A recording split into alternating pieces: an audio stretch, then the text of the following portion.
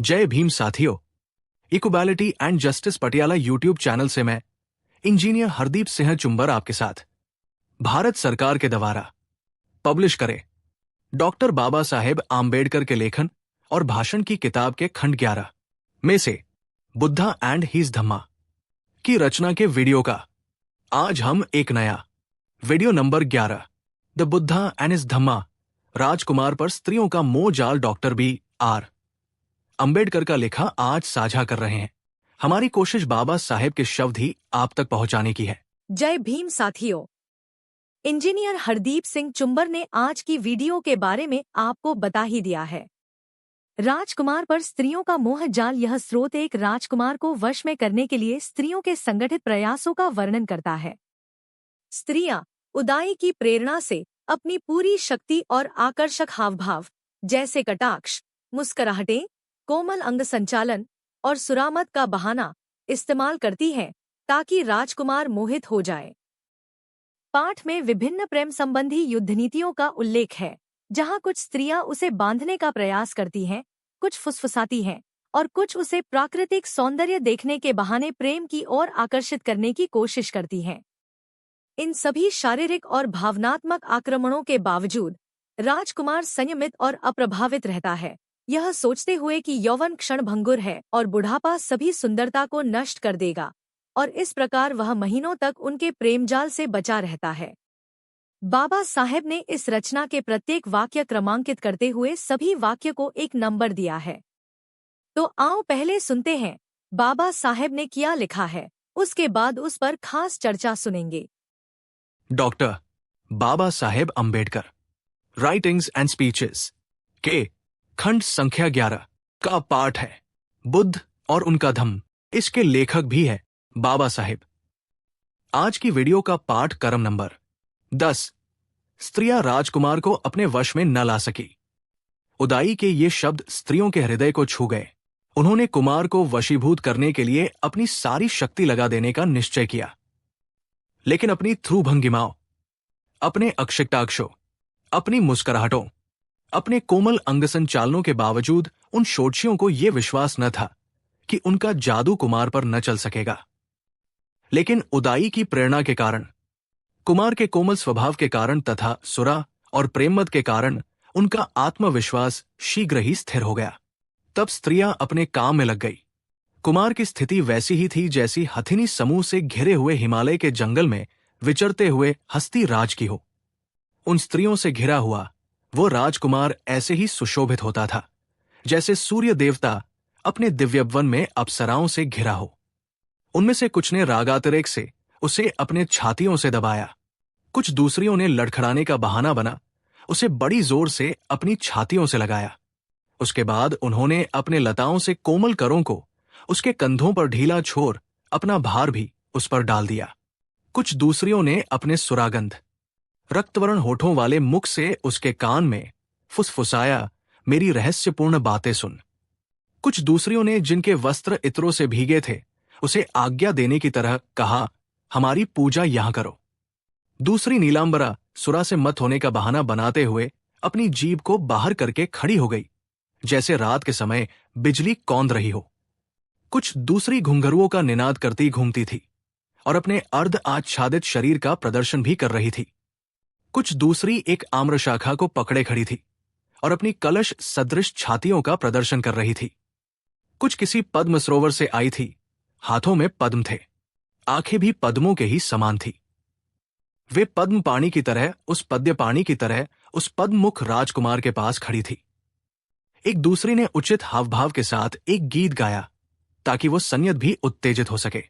उसकी दृष्टि कह रही थी, अरे तुम किस भ्रम में पड़े हो। दूसरी ने अपने प्रकाशपूर्ण चेहरे पर अपनी थ्रुरूपी कमान को तानकर उसकी मुख मुद्रा को नकल बनाई।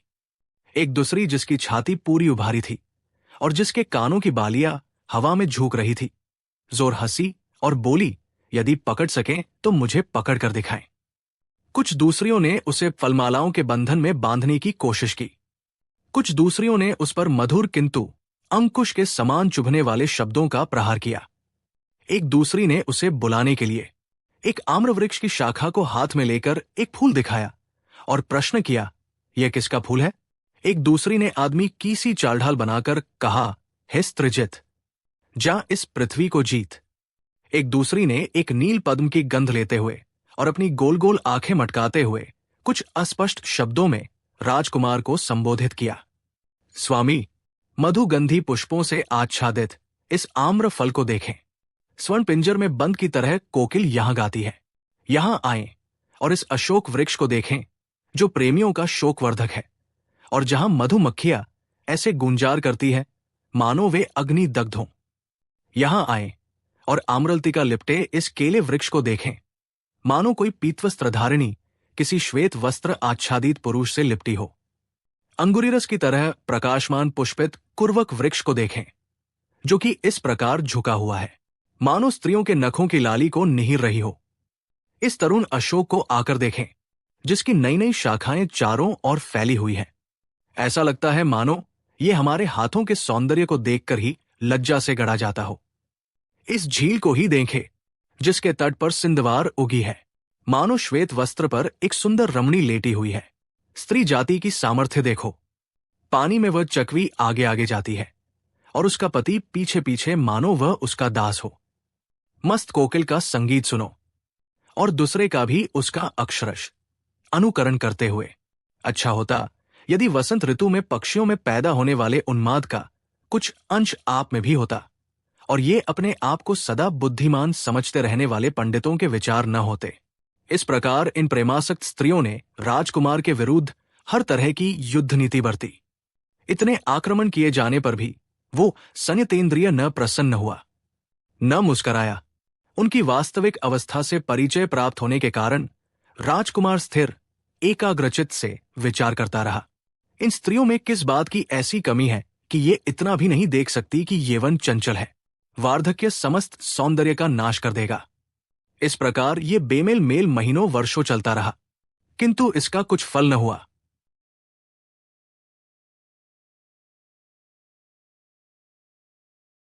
नमस्कार। आज हम एक बड़ी दिलचस्प कहानी में उतरने वाले हैं।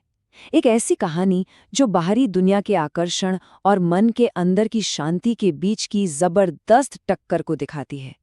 ये कहानी है एक राजकुमार की, जिसके संकल्प का एक ऐसा इम्तिहान लिया गया जिसके बारे में सुनकर हैरानी होती है।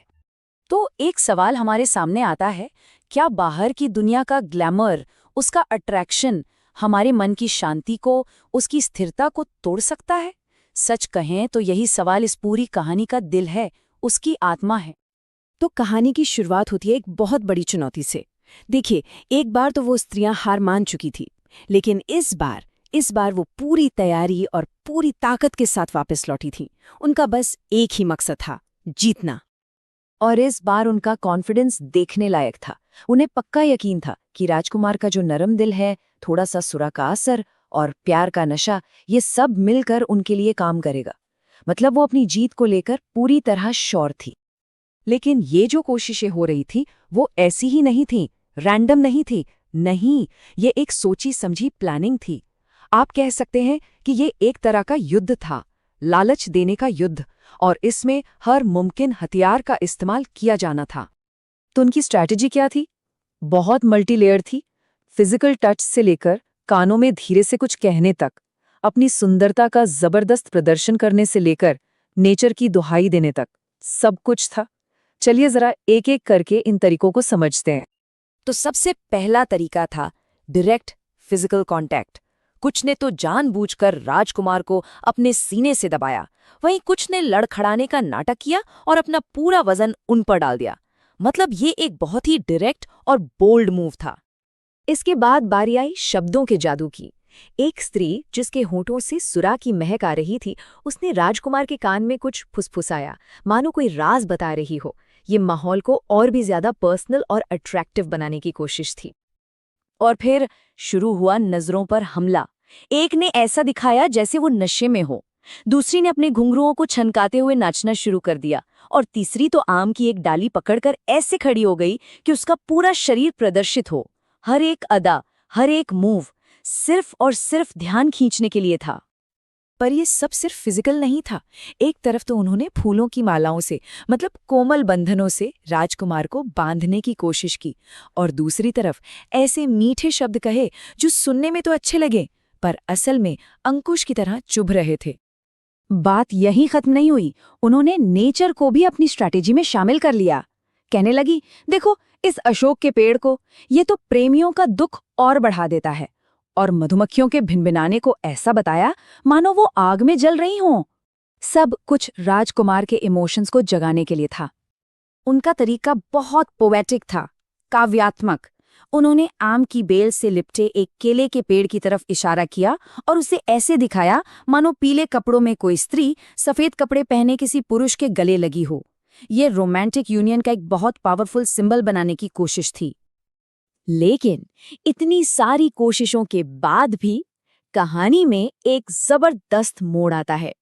अब हमारा फोकस इन बाहरी कोशिशों से हटकर राजकुमार के मन के अंदर क्या चल रहा है उस पर चला जाता है। तो यहाँ दो बिल्कुल अलग अलग सच्चाइयां एक साथ चल रही थी।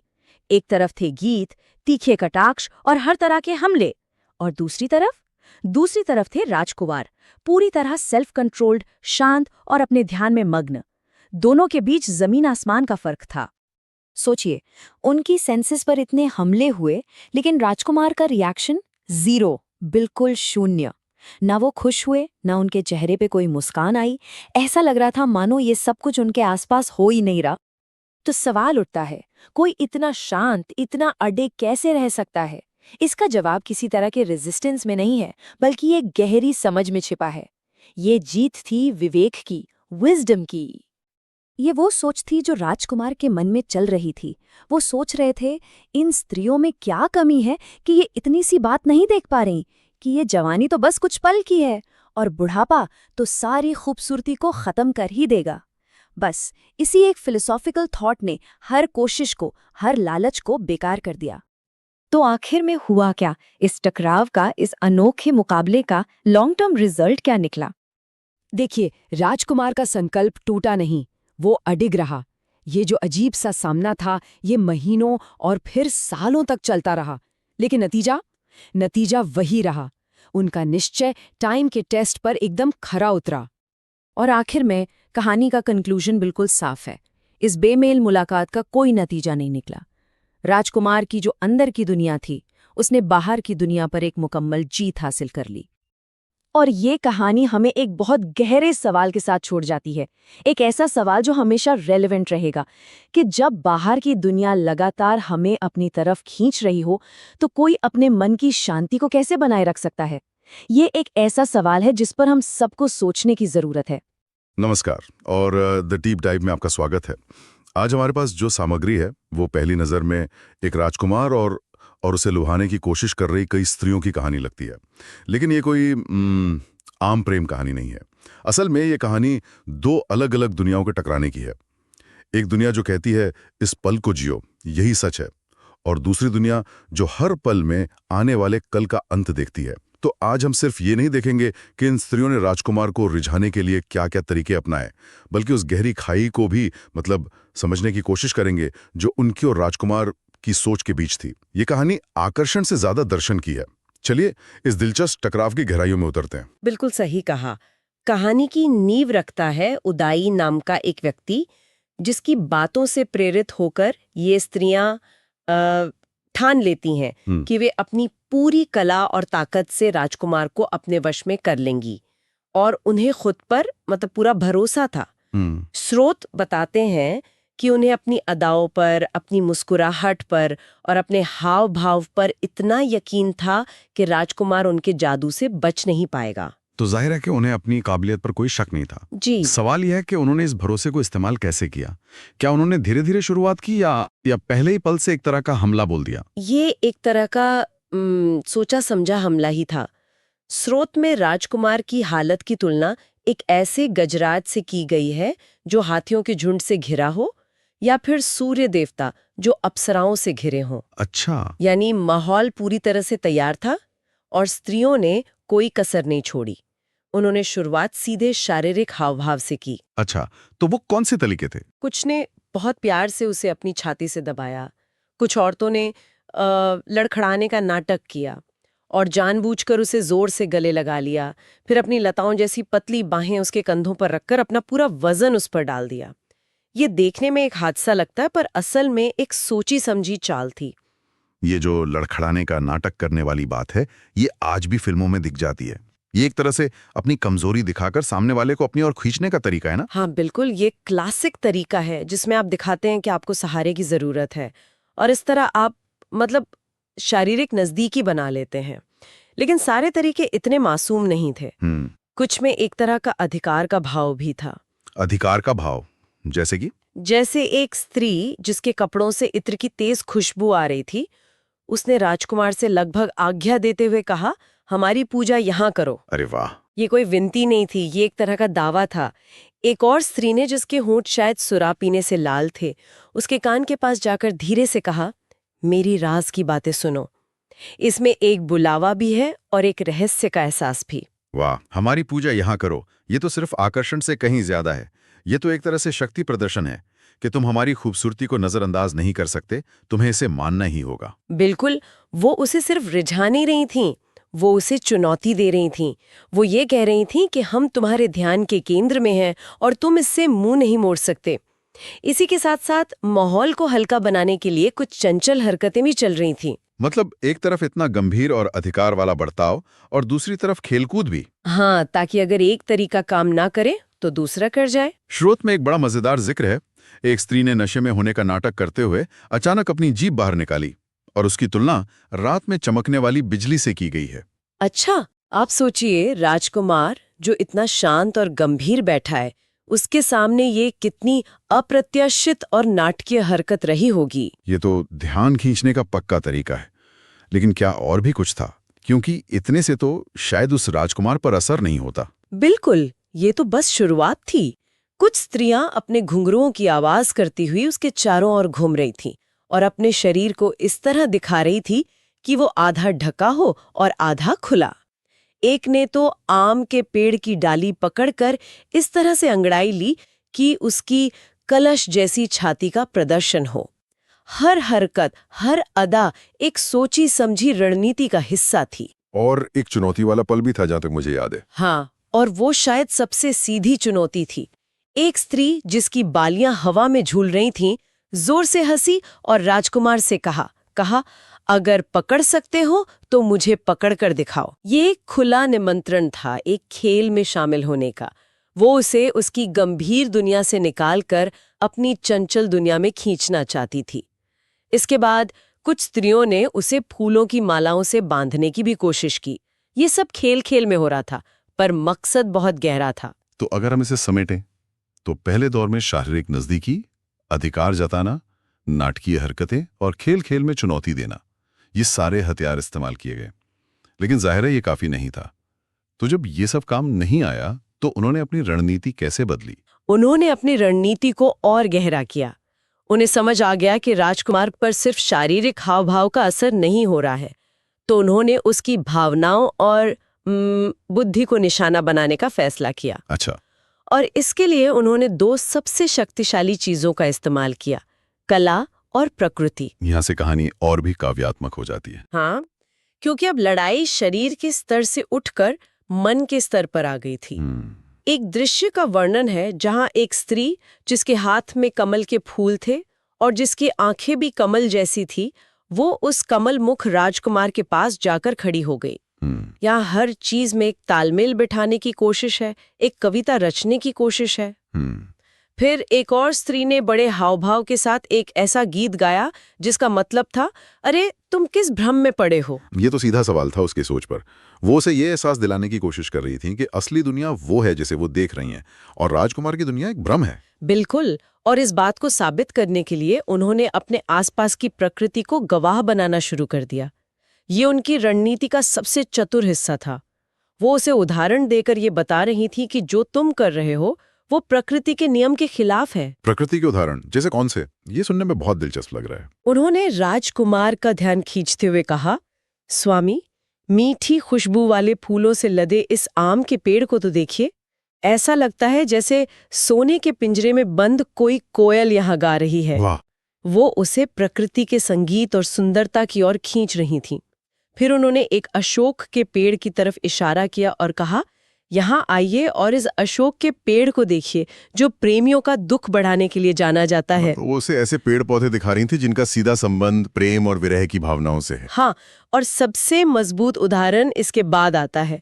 वो उसे केले का पेड़ दिखाती हैं जो आम की लता से लिपटा हुआ है और कहती हैं, इसे देखिए, ऐसा लग रहा है मानो पीले कपड़े पहने कोई स्त्री सफेद कपड़े पहने किसी पुरुष से लिपटी हो। क्या बात है। ये प्रकृति में प्रेम और आलिंगन का सीधा प्रसारण था जिसे वो राजकुमार के दिमाग में बिठाना चाहती थी। तो वो मूल रूप से कह रही थी कि देखो, जब पेड़ पौधे भी एक दूसरे से प्रेम कर सकते हैं तो तुम इंसान होकर इससे दूर क्यों भाग रहे हो। ये तो बहुत शक्तिशाली तर्क है। और उन्होंने इसे और भी आगे बढ़ाया। उन्होंने पास की एक झील की ओर इशारा की और कहा, स्त्री जाति की ताकत देखो। पानी में वो चकवी आगे आगे तैर रही है और उसका पति उसके पीछे पीछे ऐसे चल रहा है जैसे उसका गुलाम हो। ये सिर्फ प्रेम का उदाहरण नहीं था, ये स्त्री की शक्ति का भी प्रदर्शन था। वो कह रही थी कि प्रेम में स्त्री नेतृत्व करती है और पुरुष उसका अनुसरण करता है। ये तो कमाल है। उन्होंने प्रकृति के हर कोने से सबूत इकट्ठा कर लिए। आम का पेड़, अशोक का वृक्ष, चकवा चकवी, कोयल का गाना। उन्होंने एक ऐसी दुनिया बना दी जिसमें प्यार और आकर्षण ही सबसे बड़ा सच है और राजकुमार की शांति उस सच के खिलाफ एक बगावत है। और जब इतने काव्यात्मक तरीकों से भी बात नहीं बनी तो उनका आखिरी दांव लगभग एक ताना था। उन्होंने कहा, अच्छा होता अगर वसंत में पक्षियों में जो पागलपन छा जाता है उसका थोड़ा सा हिस्सा आप में भी होता और आपके अंदर ये हर वक्त खुद को बुद्धिमान समझने वाले पंडितों जैसे विचार न होते। बाप रे, ये तो सीधा उसकी बुद्धिमत्ता पर हमला था। वो कह रही थी कि तुम्हारी ये तथाकथित बुद्धिमानी असल में बेवकूफी है क्योंकि तुम जीवन के असली सार को ही नहीं समझ रहे। हाँ, ये उनकी हताशा भी दिखाता है और ये भी कि वो अपने हर तर्क को आजमा चुकी थी। तो इस पूरी युद्ध नीति का, जैसा कि स्रोत में कहा गया है, राजकुमार पर क्या असर हुआ? इतनी कला, इतनी सुंदरता, इतनी चतुराई, प्रकृति के इतने उदाहरण और आखिर में ये ताना, क्या कुछ भी काम आया? स्रोत एक लाइन में इसका जवाब देता है और वो लाइन ही पूरी कहानी का सार है। लिखा है, इतने आक्रमण किए जाने पर भी उस संयतेंद्रिय व्यक्ति के चेहरे पर न कोई खुशी आई न ही कोई मुस्कुराहट। कुछ भी नहीं। कुछ भी नहीं। वो एक पत्थर की मूर्ति की तरह शांत और स्थिर बना रहा। एक भी प्रतिक्रिया नहीं। ये तो लगभग अमानवीय लगता है। क्या वो अहंकारी था या उसे उन स्त्रियों से कोई नफरत थी? आखिर कोई इंसान इतने प्रयासों पर कोई प्रतिक्रिया कैसे नहीं दे सकता? यही इस कहानी का सबसे गहरा बिंदु है। उसकी शांति या स्थिरता किसी अहंकार या नफरत से नहीं आ रही थी। वो एक बहुत गहरे चिंतन में डूबा हुआ था। अच्छा। वो उन स्त्रियों को देख तो रहा था, पर वो उनकी सुंदरता के आर पार देख रहा था। आर पार देखने का क्या मतलब हुआ? मतलब ये कि जहां स्त्रियां उसे वर्तमान के सौंदर्य में, इस पल के सुख में डुबोना चाहती थीं, वहीं राजकुमार का मन उस सौंदर्य के भविष्य को देख रहा था। स्रोत बताता है कि वो मनी मन सोच रहा था, इन स्त्रियों में ऐसी क्या कमी है कि ये इतनी छोटी सी बात भी नहीं देख पा रही हैं कि ये जवानी तो बस कुछ ही दिनों की है, बुढ़ापा आकर इस सारी खूबसूरती को खत्म कर देगा। ओह, तो इसका मतलब ये हुआ कि जब वे उसे अपनी सुंदर त्वचा दिखा रही थीं, तो उसकी नजरें भविष्य में उस त्वचा पर पड़ने वाली झुर्रियों को देख रही थीं। ये तो सोचकर जमीन आसमान का फर्क है। बिल्कुल, ये दो अलग अलग वास्तविकताओं का टकराव है। स्त्रियां कह रही थीं, इस खिले हुए फूल को देखो, और राजकुमार उस फूल को मुरझाते हुए और मिट्टी में मिलते हुए देख रहा था। स्त्रियों के लिए सच वो था जो इंद्रियां महसूस कर सकती थीं, देखना, सुनना, छूना। राजकुमार के लिए सच वो था जिसे बुद्धि समझ सकती थी, समय का बहाव और हर चीज का नश्वर होना। तो इसका मतलब ये हुआ कि वे दोनों एक ही जगह पर मौजूद थे, लेकिन दो अलग अलग दुनियाओं में जी रहे थे, और इसीलिए उनके बीच कोई पुल बन ही नहीं पा रहा था। हाँ, इसीलिए उनके बीच कोई संवाद संभव नहीं था। वो उसे जो कुछ भी दिखा रही थीं, सौंदर्य, प्रेम, प्रकृति, राजकुमार उन सब में एक ही अंतिम सत्य देख रहा था, बदलाव और अंत। उनकी हर अदा, हर मुस्कुराहट उसे बस यही याद दिला रही थी कि ये सब अस्थायी है, ये सब खत्म हो जाएगा। तो आखिरकार हुआ क्या?